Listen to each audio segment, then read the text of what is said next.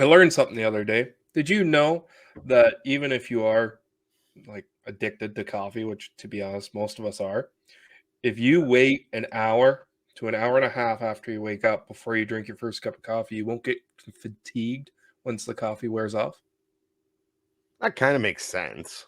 because your body has a natural reaction of waking up and the blood cells got to interact. It sounded a lot better when a smart guy was saying it, but me trying to regurgitate it. If you drink caffeine before your body has a chance to like actually fully wake up itself, then you're not really helping the problem. You're just prolonging it for once the caffeine wears off, your body still hasn't woken up yet. Well, I've read on the internet that if you expose your butthole to direct sunlight once a day, you'll increase your energy levels. Yes, I've heard that too. But just like that, I'm not waiting an hour and a half in the morning to have my coffee. What do you drink in your coffee? Are you still like this 4x4, 4 cream, 4 sugar No, I guy? haven't been like that for a long time. At home, I'm either like 2 milk, no sugar, or 2 milk, 1 sugar at home. And at Timmy's, I'm a double with milk. But you're so close to black. Just do it. But I like the milk.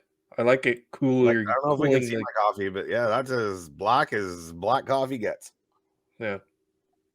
But then it takes forever to drink it, and I like to drink something to drink it.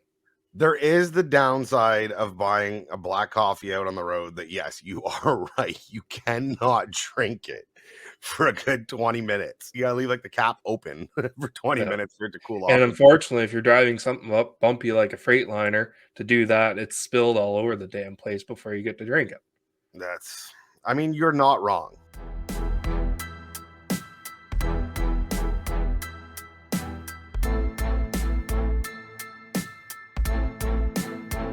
Hey everyone, I'm Brad from Calgary. This is Sean from Cambridge, Ontario. I'm Terry from Cornwall, Ontario. Hey, this is Larry from Pitt Meadows, British Columbia, and you're listening to the Towing Life podcast.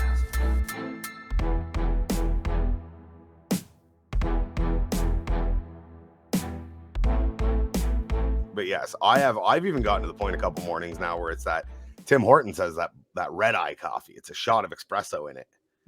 So a large red eye black coffee. Woo! I smell colors. Really helps with my fatigue. Yeah, caffeine's not. There's a big thing going around.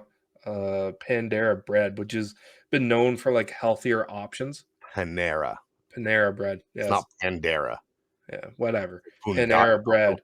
They came out with this lemonade and they put it like right next to the fountain drinks. And they said that it's got caffeine in it in a very small thing, but it's actually got more caffeine in 1 cup of lemonade than like 6 coffees. Really? Yes, like it's crazy. Yeah, powerful lemonade. Out after a bunch of 14. And it's free refills too. Oh, we need a Panera bread in my town. I'll be rolling. Like it's deadly. It's deadly. Maybe for the weak. Those like us that have developed a immunity to caffeine would be just fine. I wouldn't say you have an immunity to caffeine. Sometimes I wonder how much it actually helps. Or I think it's just like everything, right? It keeps you at that level. It doesn't bring you up to that level anymore. Like that level of coffee used to go, woohoo! Yeah. Now it just kind of maintains you where you are, where if you don't have it, right? Welcome to the Towing Life podcast, where the ditches are deep, the trucks are loaded, but the drivers are not. I'm your host, TowManG, and as usual, I'm joined by my co-host, friend, and former co-worker, the man with very strong opinions, Mr. PlainGuy. What is going on, G? What is going on? Oh, doing the same. Introducing you when you're actually here. So that's nice when you actually decide to show up for one. When I actually decide to show up to one. I'm pretty sure this is episode 79, and I have missed 2, 3, maybe 3. Yeah, maybe 3. That's a pretty good ratio for being the man with very strong opinions to be able to make it up. Unlike yourself, I am actively involved in the towing industry, and I am a very busy operator most days. So that being said, thank you for joining us. It's not thank me. It's I'm going to thank you for being here today. Yeah. I see how it is. You So, know all those words that you want me to bleep out that you say? They might not get bleeped. Oh man, hashtag cancel PlainGuy 2023. That being said, we always appreciate your comments, questions, concerns on the show. So if you would like to reach out to us, you can find us at thetowinglife@gmail.com, at the Towing Life Podcast on Facebook, or simply by visiting our website, www.towinglife.ca. You will find a contact us form. You will find entry into the Recovery of the Month contest that we still have ongoing. You will find our merchandise is all linked through there to get to the store. Anything you are looking for is available right through the website. If you're watching over on YouTube, now is a great time. Do not forget down below, leave a comment, hit a like, share, subscribe. If you're not subscribed already, what are you waiting for? You've clearly found us. We've clearly found you. We are going to have a beautiful relationship together. So go ahead and hit that subscribe button and keep going, pushing those numbers up, which helps each and every day. Just I forget. Moral of the story, if there's a button there to hit it, hit it. Except for the little X in the corner. I did that one time mid-recording. It doesn't go well. Oh, is that like hitting Alt F4 in your computer? Yes. Is your computer voice activated? If I were to say, hey, computer, hit Alt F4, would you? It'd be great. It'd be great. Voice activated computer to mess with your buddy. So, it is a wonderful time of year in Canada. We are in the middle of winter. Being in the middle of winter is a reminder. First of all, producer Sarah is not here today. On day of recording, it is producer Sarah's birthday. Yes. Happy birthday, so producer. If you guys would want, down in the comments, over on the Spotify side, send us an email. It is happy birthday, Sarah, producer Sarah. Yes. So she can't be with us today, as she's obviously got better things to be doing than listening to our ramblings and bumblings of the towing industry. So be sure to wish producer Sarah a happy birthday. I don't know how old she is, and I don't know, even if I did, if she'd be very happy if I told people. So we'll just say she's in her 20s. I don't know where, somewhere right now. Yeah. So happy birthday, producer Sarah. Now, while you are listening to us, it is also Valentine's Day. February 14th comes around. It is a great reminder for myself, being that we're recording ahead of time, that reminds me that Valentine's Day is coming and I need to get something for my wife. So if you haven't already, this is your reminder. I hope you're listening first thing in the morning. It is Valentine's Day. If you have someone at home that supports you and supports this crazy thing we call a job, hurry, get something shiny. They deserve it. If they have put up with the towing industry, they deserve something shiny. How shiny? Like shinier than a new strobe light. So if I get my polish out, can I polish up a carrot? Or is that the wrong type of carrot for shiny? This is why sometimes I wonder why I have you as a co-host. Yeah, same. But it also, for me, it's always weird. What? Did you just question your own joke? Like, was that a moment where you're like, yep, that was stupid? Yep. For me, like, it's always weird because my birthday, if you're listening to this on the day it comes out, was yesterday, February 13th. So I always think, oh, great, a day I don't actually have to do anything or get anyone anything because it's all coming my way for once. And then the next day it's like, oh, I still need to go out and get shit. Damn it. I feel like that was a subtle way of you reminding me that your birthday is coming. Yeah. Which I had no idea. Yeah. You know when my birthday is? Couldn't tell you. Exactly. Okay, perfect. I just want to make sure, as long as we're on the same level with that. It's in March, isn't it? Not even close. Okay. Like, not even close. So, anyways, it's a good time to wish TowManG a happy birthday. He's 19 now, looks great. The towing industry hasn't taken a toll at all on him. So yeah, no, congratulations, G. Happy birthday by whenever this comes out. So when you listen back to it on the day of release, you can go, PlainGuy wished me a happy birthday. Yeah. I got G for his birthday this wonderful hoodie that he's wearing with the wonderful "No One Else's Opinion Matters." That wasn't for my birthday. I'm pretty sure this is for Christmas. Yeah, well, it showed up closer to your birthday, so it becomes a birthday present. It's kind of how that works. You're like the kid that has his birthday on Christmas. Okay, it's one or the other. You can't have both. Thanks. So, Like I said, so if you don't have a loved one at home and nobody loves you, it is fair to say that we don't either. So thank you for joining us every week as you do. If you didn't, if you missed a couple weeks ago, we threw back to episode 1. Depending on when you became a listener on the show, right? Because I don't know about you, a lot of stuff I try and watch from the beginning, but like I have found some pretty popular podcasts that I got into maybe episode 200 in. And I've never taken the time to go back and listen to episode 1. I think it would be a fun thing to do. And the longer we continue doing this show, it is cringy yet entertaining to go back to the beginning and see where we started. So if you haven't already, go back, check out the old episodes. There's some great topics. Or you can just watch episode 77 because that's got episode 1 in it. That's got the whole episode 1 in it. But what if they want to watch 2? Gee, head over to YouTube. You can find all the videos there. We have a good time. It's all linked in a playlist. It shows up at the end of every video. If you click the playlist, it starts at 1 and it goes to here. Some of us aren't as technology advanced. Okay, it's 1 click. Listen, last time I did 1 click, I ended up on these websites that I should not have been on. Is that why you had to get a new computer? Yeah, exactly. That's why I had to get the new computer.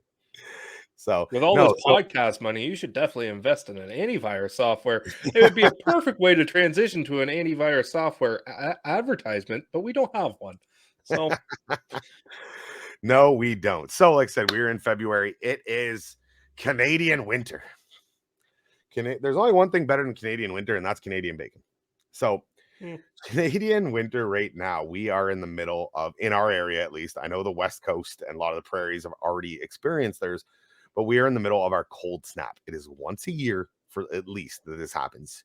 I was just talking with a coworker the other day where we're a little dragged out from winter and we're going, wow, like this has been a good winter. And then you're like, you know what we haven't seen yet? That cold snap, that minus cold as balls. That happens at least once a year, and this year it happened in February. And I mean, the board of boosts, the people, the impatience of the people. My own car is having a hard time starting right now, and I've got a great tried battery. To auto start my pickup yesterday. Oh my god! I opened up the door to hear it start, and I was like, "Oh boy, yeah, I should have plugged you in." Yeah, you probably would have liked the block heater last night. Yeah. So no, that cold snap comes, and lucky for us, it's not very long, this one. So I'm sure we'll have a second round of it. Yeah, it's supposed to rain next week. It's supposed to be 0. I'm going away next week, and it's supposed to be 0 degrees. So we're going from like minus 27 Celsius, feels like minus 37, minus 40 with the wind chill. The wind is the killer.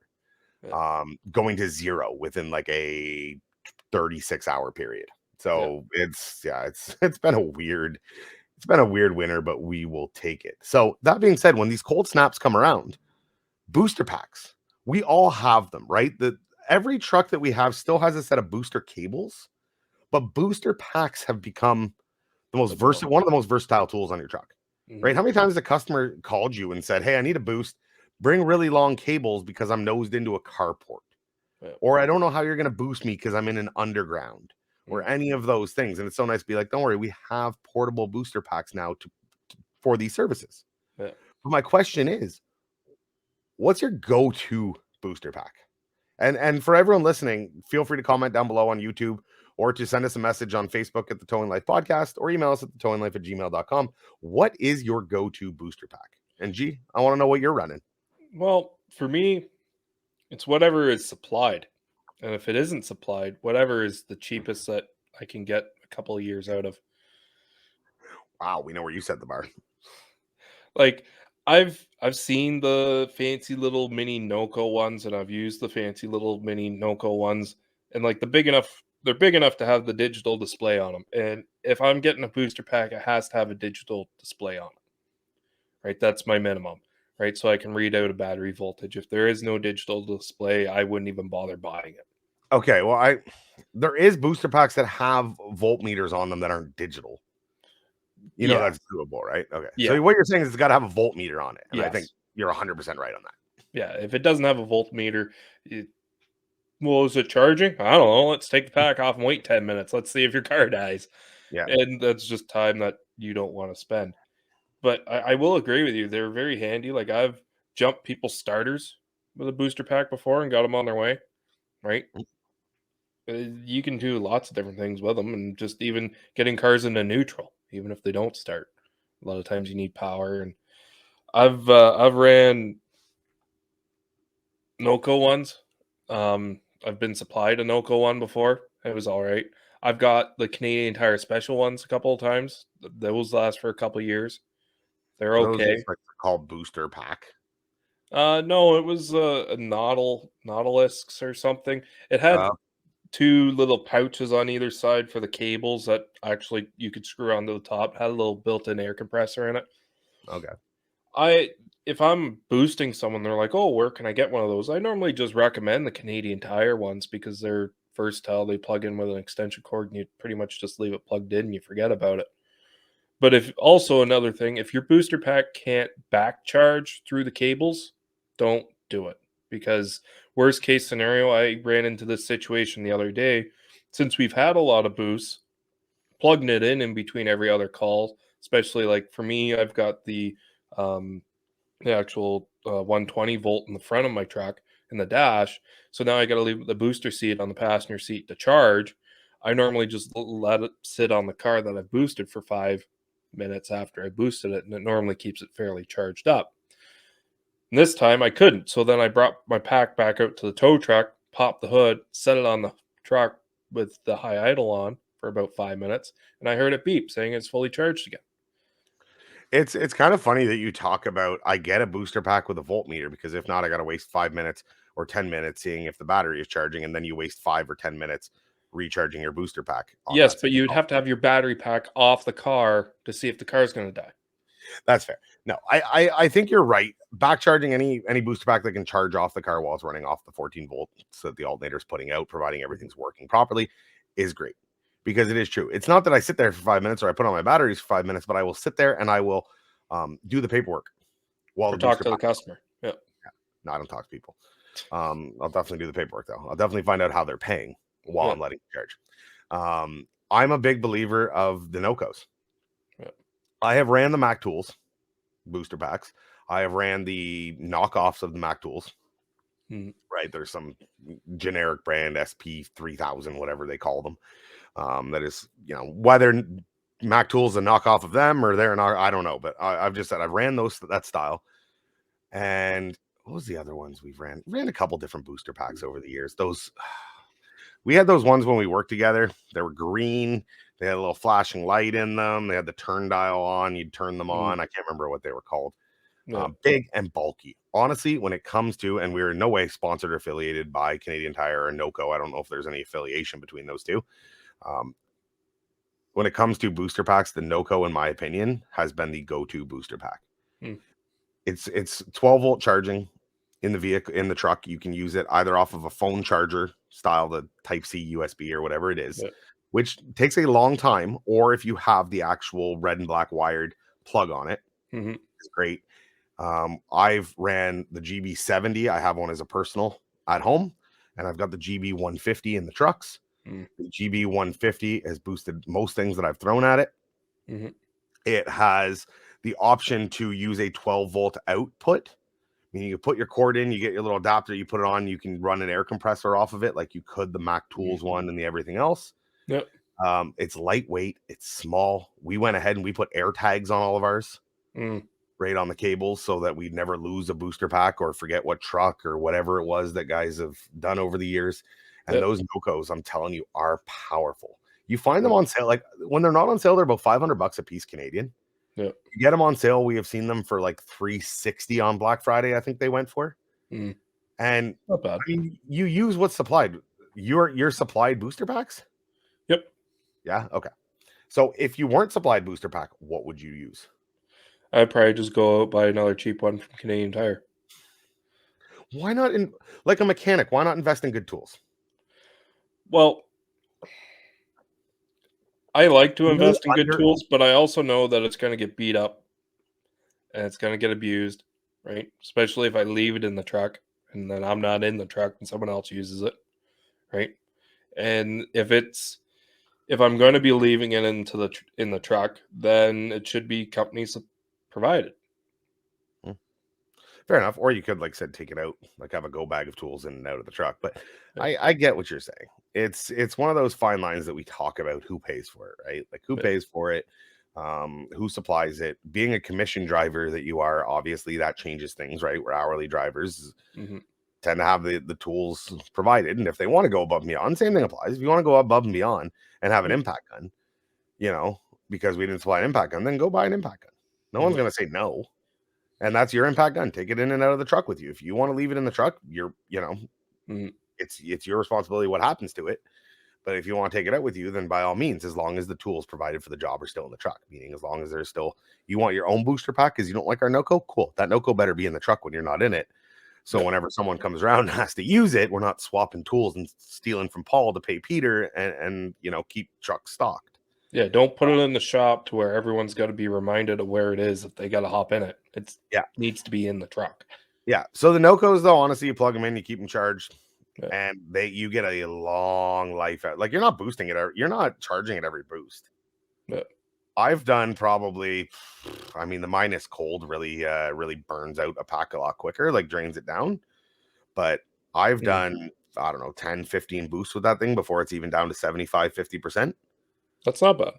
No. Like we have it set up for the guys that the chargers are in the truck, and whenever, especially on a day like today, they would have it constantly plugged in the truck while they're going to the next call. Yeah. And between that and boosting it and leaving it on for a minute, you're always full. And it doesn't require, like you said, even those Mac Tools ones requires the wall plug. Yeah. So you need an inverter or, built-in inverter in the truck. These plug into your 12-volt system. Plug in, it's always charged. Put it on one. Charge your tow light in the back seat of your truck, right? Well, then you should be able to charge your booster pack. Exactly. So that was the problem we have with those Mac Tools. Is guys would sit them, run them dead in a day like today, have to keep a second one, come back to the shop. We had a charging station. They put it on, plug it in, grab a fresh one, go. I haven't had this problem since we've had the NOCOs. Yeah. The guys will take on a day like today where it's minus 100. They will take a spare, an old Snap-on one that we have with them because, you never know. Depending on how the day goes, you want to make sure you don't get stuck out somewhere. Yeah. But charge them in the truck, go. Get away. Look at the NOCO, especially when they come on sale. I'm sure there's going to be a lot of comments on guys in the NOCOs. Guys in Florida, you might not need the GB 150. Yeah. Right. It's really for starting the big stuff in the cold. You really need that extra oomph. I tell the same customers, they always ask me, where'd you get that from? Canadian Tire or Amazon. They're available on Amazon now. And how much? About $500. Yeah. Personally, for yourself, look at something like the GB40, GB70. You don't quite need the GB 150. Yeah. The GB 150 works a lot better in the commercial applications. And warranty on these things. I had an operator who I am pretty sure backfed this thing, like shorted it out, right? It has a built-in safety. Yeah. If you do run a NOCO and you've ever ran into this, where if the battery is so dead that there is no power in it, when you put the pack on, it won't auto start supplying power because it has a polarity safety built in. Yeah. So you have to override it. There's a little exclamation button. You hold it for 5 seconds. It overrides it and it starts sending it power. I always like to override before I hook up. I find if I've overridden it while it's hooked up, it does weird things. Anyways, I'm pretty sure I had an operator who thought it was hooked up right, thought it was that, overrode it, and fried this thing. So I reached out to NOCO. They have a warranty on them. I reached out to NOCO. I said, this is what happened. They said, send me the serial number, everything else. Sent them the serial number, definition of what was happening. They sent me out a brand new unit at no charge.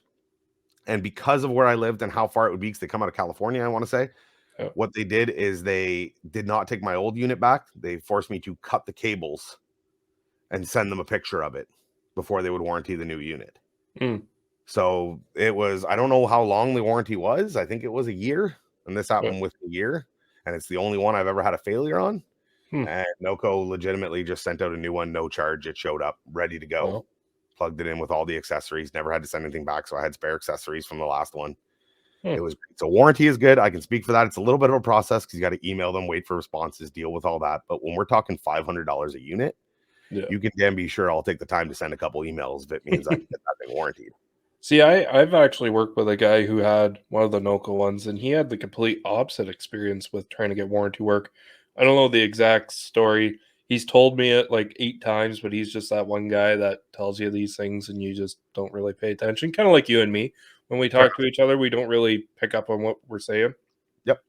And he was saying that he sent them multiple emails and the thing was never dropped, but they're claiming that it was dropped, and even he says that it wasn't dropped, and it's not working. And now he's gone back to the Napa pack, I think, and he likes that one better. And that's fair. Everyone's had good experiences and bad experiences. I can only speak for mine. And mine was an issue where it's actually the battery wouldn't hold or wouldn't charge above a certain amount, which maybe was a common issue that they had with some defective units. So maybe that's why it fell under a warranty. But no, that's just like any battery operated devices. You can get faulty batteries and anything. I just bought a new lamp for our bedrooms, new bedside lamps, and I'm pretty sure I got one faulty one because the first day I went to turn it on, it blew the light bulb. And then we've had it for about a week and a half, and my wife had put a new light bulb in at that time. It was fine. We've had it for a week and a half, and it just blew another light bulb. So now I'm starting to think it's defective. It's anything. Any product you buy, it can be a brand new car, it can be a brand new tow truck, it can be a brand new cell phone, it can be anything. There's gonna be lemons in the batch. So anyways, cold weather booster packs. What is your go-to booster pack? I'm a big fan of the Noco GB 150s. G is a big fan of anything that is cheap and available to him. That's my personality. That just summed up that segment. Cheap and available. Cheap. Did I say I have low standards? I meant no standards. I do have some standards. Towing is a career full of different situations, from vehicles missing a wheel to having none at all. A great operator learns to use all the tools in both his physical and mental toolbox. I'm here today to tell you about a new, exciting tool to add to your physical toolbox, the BakPul Hitch. Like many people on the internet, I had my doubts about this product. Doubts I personally aired on this podcast.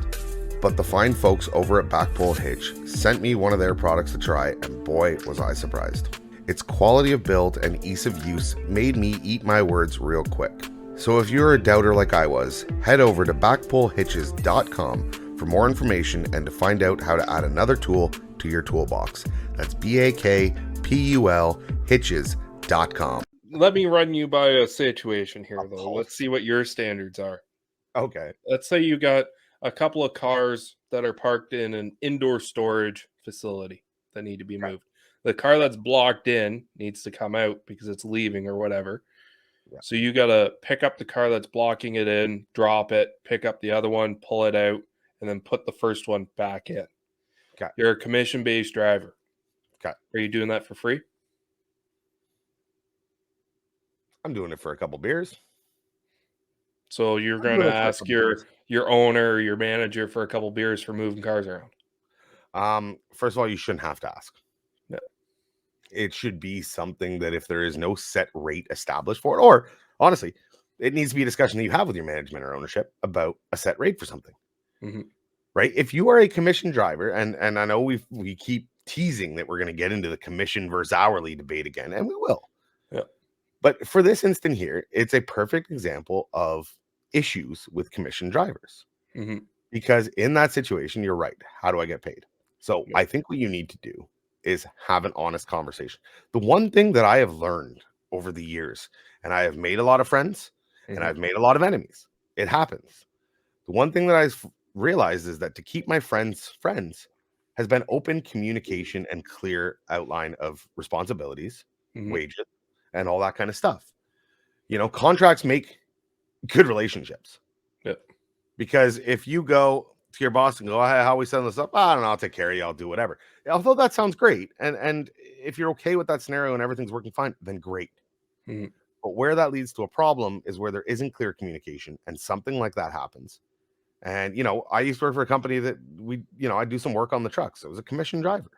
I'd hang around, I'd do some work on the trucks. I didn't mind because I was very invested in the success of this company. I wanted to see them do good things, so I didn't mind it. And every once in a while, I'd go back to my truck, my personal, and there would be a 6-pack of beer from the local brewery there. There would be this, or he'd hand you a little bit of cash, or there was different things like that. Right? They kind of offset it, but there was never a clear cut cost that this is what it costs for me to do these things. And I was okay with that. It didn't cause a problem for me, but for some people it does. So in my opinion, the best way to do that is to have a clear cut services rendered versus services paid, Mhm. right? Moving a car out of the bay gets you $10, 15, whatever you want, whatever you're comfortable with, but as long as it's clearly communicated. Yeah. Right? So that when a situation like that happens, you go, okay, I know I'm getting this. As a commission driver, you write your bills and you know what you're getting paid worth of commission. Mhm. That is clear and clear cut and easy to figure out. The same thing needs to be done to things like this, whether it be working on truck, whether it be moving on cars, all that kind of stuff. Now, if the company should hopefully have a way to incorporate that into their pricing from their standpoint. Mhm. Meaning, if you've got to move all these cars around, there's ways around that. There's admin fees, there's different fees that you can put on, stay reasonable and stay humble. But there's definitely ways to do it. But yeah, no, in my opinion, I think it needs to be clearly laid out. What is that amount worth? I don't know. I'm a big believer in that amount might be different to worth to you, to John, to Paul, to Peter, to all of these guys. Yeah. So you can lay out either a clear company guideline on it and say, this is what it is. Or you can, if this guy wants to do it this rate, it's easier just to have a clear cut. Let's be honest there. But a clear cut set rate and say, hey, it's $15 anytime you have to do this. It's $20 anytime you have to do this. Commission, not, and it solves a lot of problems. That's how like if you are offering your employees more financial compensation for doing things that aren't necessarily in their job description, I'm sure it's going to keep your employees a lot more happier. Like I ran into this situation where previously we had indoor storage for this one part, and the owner parked a trailer, like his own personal trailer, in half the storage, right? So there's 2 bays, one whole bay is taken up. So now you've lost like 4-5 spots for vehicles, which then jam-pack the other bay and a half. So every day you had to go in and start moving cars, right? Because something was going to leave. And you would always do your best when you're bringing stuff in that you were, trying to keep the stuff that's leaving sooner at the front that's more easily accessible. But a lot of times when you're bringing cars in, and especially if you're putting them inside of like a bay, it's normally because they don't run or they don't roll or they've been in an accident, right? So when you bring something in, it's not as easy to hop in the car, start it, and pull it out, right? So you're not blocked it in. It would be dropping the wreck that you've got hooked, moving a bunch of stuff, moving your wreck in, and then backing everything back in front of it. So it's not really something that's super ideal by any means, but it's also time consuming to move all these vehicles around. So if you get actually compensated for it, it'd make it for a lot better. But I can see at the other, like the flip side, the owner would say, well, you need that car at the back, so you got to get it, and I shouldn't have to pay you for it. I shouldn't have to pay you for already doing your job. But again, that's where the battle of commission and hourly, those are scenarios like that really make it easy to justify hourly wages. And maybe that's what needs to happen in that case. Maybe in a case like that, it's one thing when the vehicle is coming in, but maybe when the vehicle is going out, that there's a punch clock or there's an hourly agreement. It took me an hour to move all these cars around. Okay, it's 1 hour at this, done. It took me 2 hours because Joe's wreck with no wheels had to, mess around and do this. But that's what I mean. It's clearly laid out and open communication that has to be had. Right. That's going to save a ton. Right. Is one thing that I have found in my years when there's open communication and clear, especially when it comes to finances. Right. Do not take for granted because you and the owner or you and the manager are, have a pretty good relationship that this is all going to be taken care of. I don't even have to think about that. Contracts and, agreements and written agreements make good friends and good employees and good business practices because everything is laid out, right? If I have this scenario, this is what happens. If I have this scenario, I have this happens. I get it. I'm sure there's somebody sitting there listening going, oh, that's not reasonable. The towing industry is so many variables. How are you ever going to cover I get it. Okay. I've been at it a while. I know. I understand. I'm a big believer in that. You can't cover every situation that's going to happen. What you need to do, though, is control the ones that you can. And if this is something that happens on a daily or multiple times a week or something, then address it. Right? Especially if you have that framework there if you have that framework there already and you get something that's not quite the same, well, you could say, well, this is fairly similar, so I'll just pay you according to this. Yes, Right? yes. If you 100%. don't have anything, then you're kind of up shit's creek. And if that, yeah, exactly. The framework is there. And if you get this odd one that happens once every month, okay, well, cross that bridge when you get there. Mm. Right? That is the biggest argument you hear from people when it comes about structuring stuff like this. Yeah. We're bringing out a policy. Okay, this is what we're going to do. We are going to pay out this on this. This is a scenario that I recently ran into, right? Because we do have drivers that are also on commission at nights and weekends, right? Like days are on by the hour, nights and weekends are on by commission.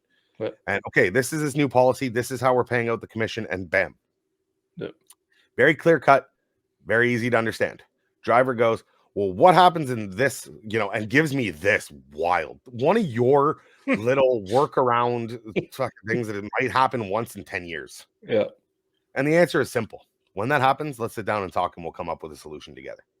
But this is, people do that all the time, right? It's an easy way to shoot down an argument or something they don't agree with. Okay, we're bringing up this. Well, what's going to happen when aliens visit and they have all electric cars and they're back? Okay, let's cross that bridge when we get there. You cannot throw out the validity of this entire, structure that we've given you that makes sense and is based off of experience because of a what if 15 years down the road this happens. Yeah. Right? There's got to be a little bit of realism and a little bit of understanding in that. If something crazy comes up, we will sit down and we will come up with a solution together. Problem solved. Right? I have a goal of making sure that guys work hard when they're working and have time off when they're not, and I want them to make as much money as possible. So whenever it comes time that you're going to get that weird thing, if I got to throw a little extra something your way because of it, that's fine.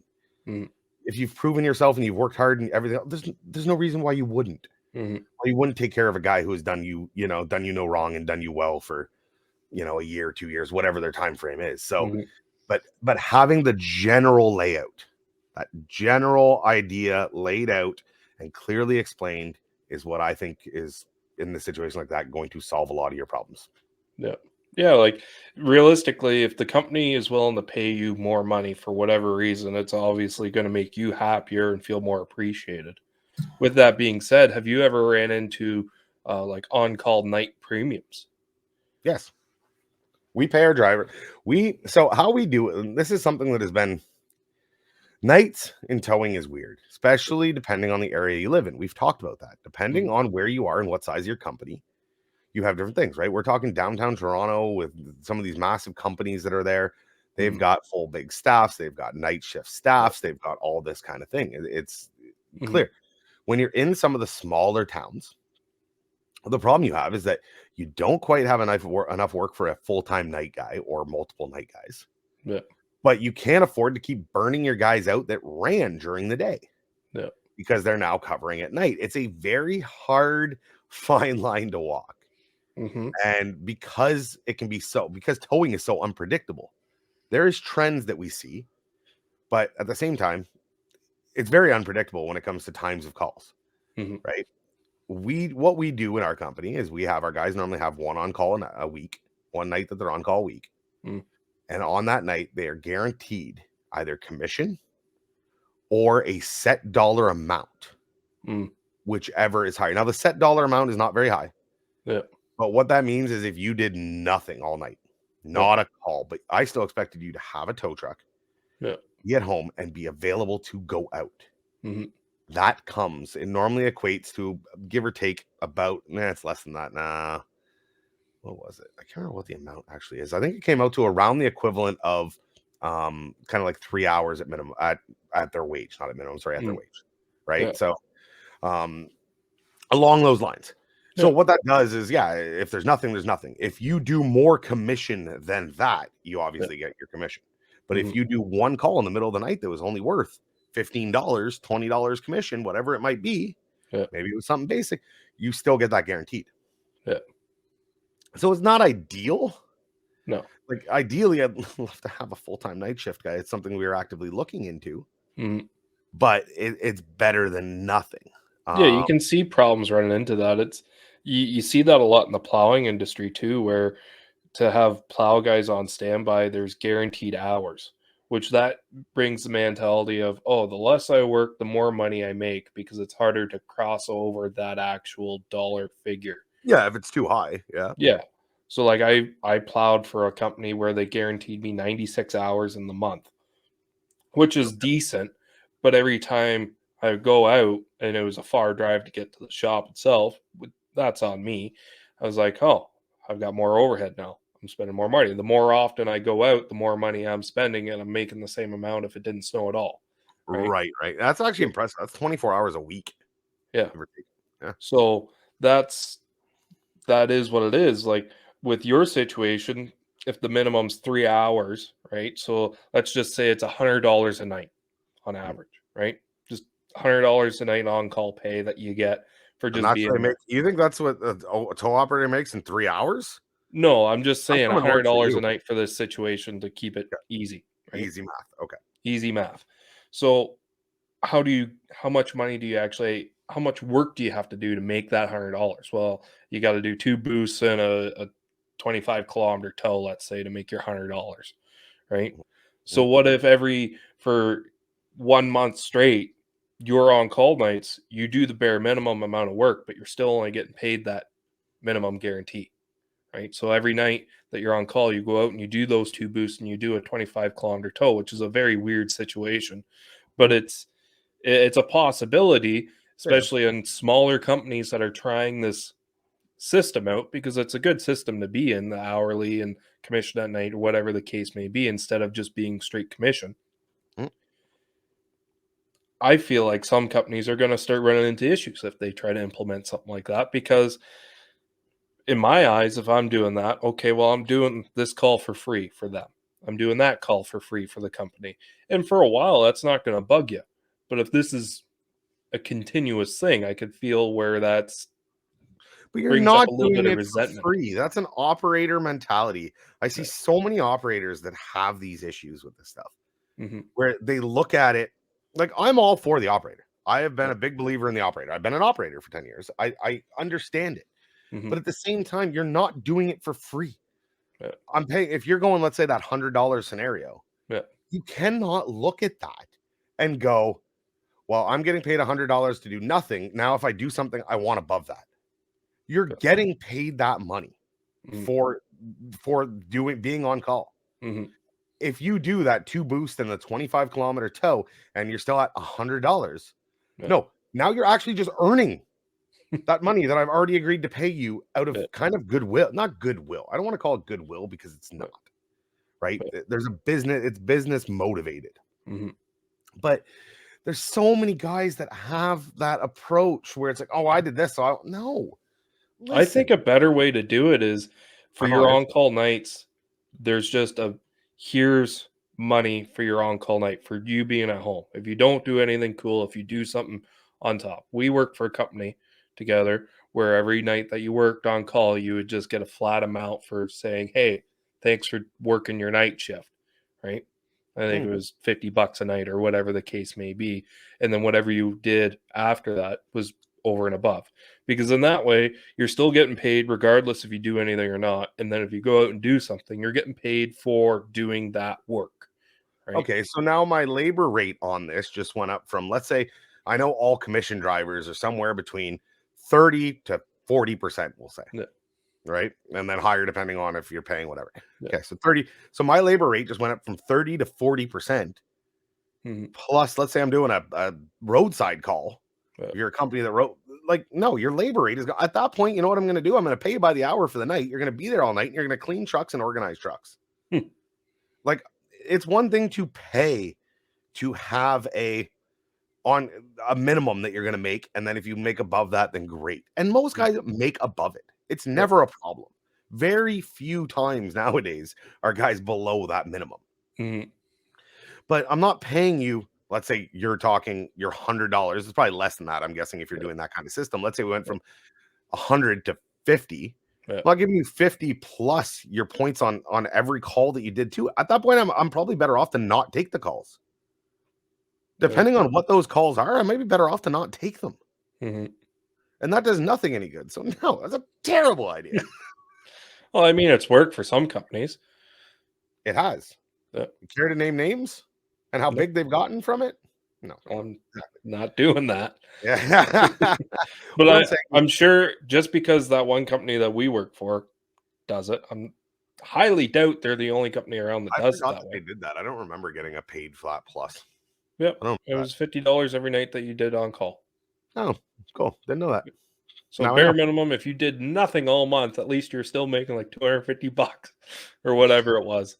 Or a week if you did 5 nights, depending on what you did. But no, it's and again, I'm not saying, I shouldn't be so combative about it with you because what works in one area might not work necessarily in other areas. And I understand that. And there's got to be, everyone handles things a little bit differently. But from my point of view, I don't see that as a good business decision.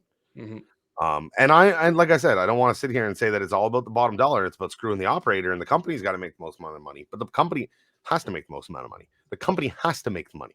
Yeah. At that point, like I said, the company's not making the money. Neither are you.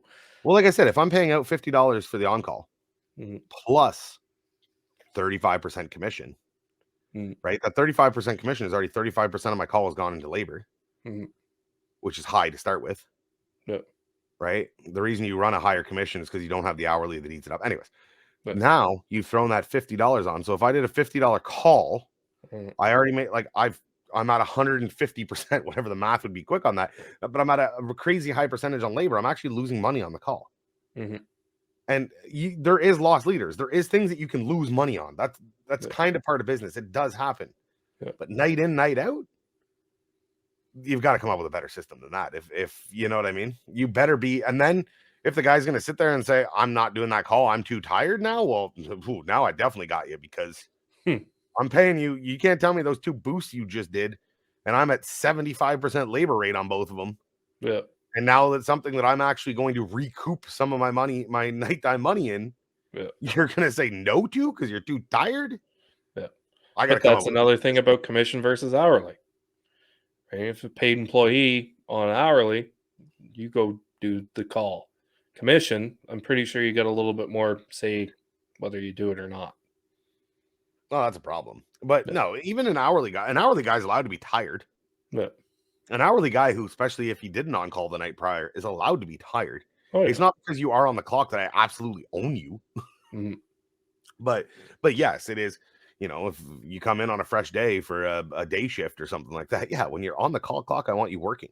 Yeah. And that being said, we don't lately with how busy it's been. When there is that little bit of downtime, which we have not seen much, but that guy makes it back to the shop. Guess what he's doing? Nothing. I don't mind if you hang out, talk with the guys, and just kind of chill because you've been running nonstop. Back in the day, when you're doing maybe 3-4 calls a day, when there's no calls going on, I mean 3-4 per driver. Yeah. When there's no calls going on, I need you cleaning the shop. I need you organizing your truck. I need you doing all this thing. Yeah. When you are doing, I have had a driver multiple weeks now, multiple days this month, do 20 plus calls in 12-hour shifts. Wow. Yeah. One was 19. The other one was 20, and I think he did a third 20. I think yesterday he just did another 20. So what do you think when that guy gets an hour of downtime at the shop? You think I'm riding his ass to go grab a broom? No, this guy is already working at top efficiency. Yeah. You know what I mean? So that's where being an hourly guy, there's perks. And, in a case like that, would he have made more money as a commission driver? 100%. Yeah. That being said, when that call volume does drop or you get those slow days, this guy's got a guaranteed money. Yeah. This guy knows what he's making day in, day out, and everything he does commission on nights and weekends is a bonus on top of that. Right? So that is, but that being said, I want to ask you before we do go today. This is what I was trying to lead into. I know. It ended up in a whole other spot. Well, you asked the wrong question to get here. Yeah. And the question is simple. Someone who is on call at night, what is the worst time of night to get a call? What is the worst time of night to get a call? If you are, let's say we're going to run it to make it easy. You get home at midnight. We're going to say midnight, 11 o'clock, 10 to midnight, anywhere in that window. You get home. What is the worst time, in your opinion, to get a call? I'm going to say 4 a.m. That's kind of where I'm leaning. Because at 4 a.m., you get up, you get out, you go do the call. Let's say you get back in at 5:30, 6 o'clock. Are you gonna start at 7, 8 o'clock? Yeah. Are you gonna try to get another hour's worth of sleep, or are you just gonna it's you want the sleep because you know you need the sleep, but by the time you fall asleep, you're gonna have to wake right back up again. Yeah, 3 to 4 o'clock in the morning is, in my opinion, the worst time. I hate having to I hate getting that call, and I hate having to give a driver that call. Yeah. Because it is, like I said, you it's right in the middle. Yeah, you kind of just screwed over his day. And his night. Yeah. Yeah. And his previous night. I got him both times. I got him on both calendar days. Mhm. I have officially screwed that driver over. And it does. It affects them for the rest of the day. But yeah, 3 to 4 o'clock is probably the worst. Like, I get home at 12, give me one at 1. Because I'm still going to get back at 2. I can still get to sleep. I can still get, maybe start not much later on that, but maybe get 6 hours. Mhm. I'm pretty good on 6 hours. I can run 6 hours sleep quite a bit. I've been running 4 hours sleep lately. That has been tough. I think last night was the first night that I can remember this week that it was over 4 hours. It really screws you up too. Like, I know a couple of operators, when they're on call at night, they will try to stay awake. Like, they'll stay awake till midnight or 1 o'clock in the morning just in case a call comes in. So they don't have to get up. Yeah. Yeah. And then they finally go to bed at midnight or 1 o'clock, and they haven't done anything all night since like 6 p.m. Yeah. And then they get that 2 or 3 o'clock in the morning phone call, and that's just buggered them up for the next day too. It's so tough. I've been there. Yeah. Nighttime on calls, in my opinion, are more mentally exhausting than they are physically. Mhm. Because it's the anxiety of getting that call. It's the waiting for that call. It's I'm not going to start anything because I'm going to get that call. That's just on call summed up in as a whole. Yeah. But no, it is definitely, I've been in that boat where it's like, I don't want to go to bed at 10 and have to get up at 11. Yeah. So I'm going to go to bed at 12, 1 o'clock. Yeah. Problem is, you're right. You get to bed at 12, 1 o'clock in the morning, and 1:30, 2 o'clock, 3 o'clock, that call comes in. It would have been better to go to bed at 10. Mm-hmm. Then again, if I would have went to bed at 10, I would have got a call at 11. It's a vicious cycle. Yeah, you're damned if you do and you're damned if you don't. So just sit back, relax, drink a coffee, stay awake, and pull an all-nighter. I'm not a religious person, but I believe in the tow gods. And they are finicky assholes. Like, you just stepped foot in the shower? Oh, this guy over here just blew his tire. Guess who's getting the call? Yep. Oh, you decided that you were going to try and get something done today because you haven't had a call in 3 hours? Guess who needs a boost? Yeah. And wants it right now. You just ordered a pizza? Oh, guess who's got a call going in the opposite direction? 100%. I am not a religious person, but I do believe in the tow gods, and I do believe the tow gods are out to kill us. Their goal is to absolutely annihilate any of us. So beware of the tow gods. Pray to them regularly to try and keep them happy. And maybe one day we will offer G as a sacrifice and see if that works. Oh, I don't think that's going to work. I hope it's not going to work. That being said, G, as always, it's been a fun time with you. We always do have a good time and talk about all the things that towers want to talk about. Yeah. So on behalf of myself, on behalf of the wonderful man whose no one else's opinion matters, Mr. TowManG, thank you for coming out to another episode of the Towing Life podcast. Cannot wait. We will see you next week. Don't forget to get your wife or girlfriend or boyfriend something shiny. Take care. Toodles.